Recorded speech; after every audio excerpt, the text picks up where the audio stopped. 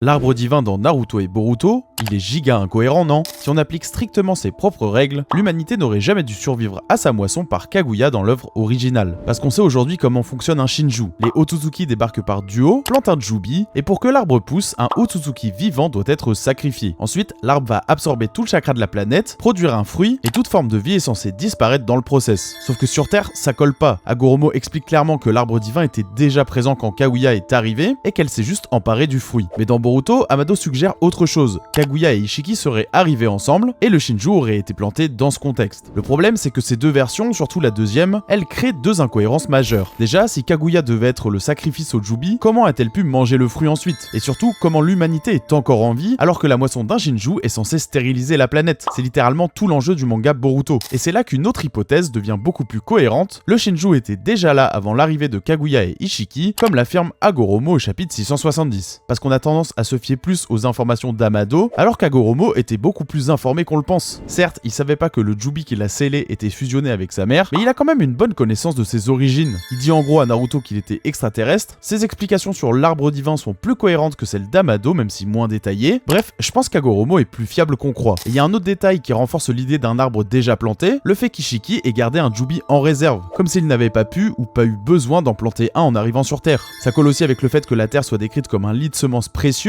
et avec l'idée qu'un ancien Shinju, potentiellement lié à Shibai Otsutsuki, ait déjà produit un fruit sans provoquer l'extinction totale, pourquoi pas grâce à un Shinjutsu de Shibai. Je pense évidemment à l'omnipotence comme c'est suggéré par Momoshiki. Dans ce scénario, Kaguya n'aurait pas créé le problème, elle aurait juste hérité d'un système déjà en place, mangé un fruit existant, et utilisé le Shinju et le Mugen Tsukuyomi plus tard pour asseoir son contrôle. Et là, d'un coup, les règles du Shinju, Kaguya et la survie de l'humanité deviennent enfin cohérentes. Dis-moi ce que t'en penses en commentaire, chef.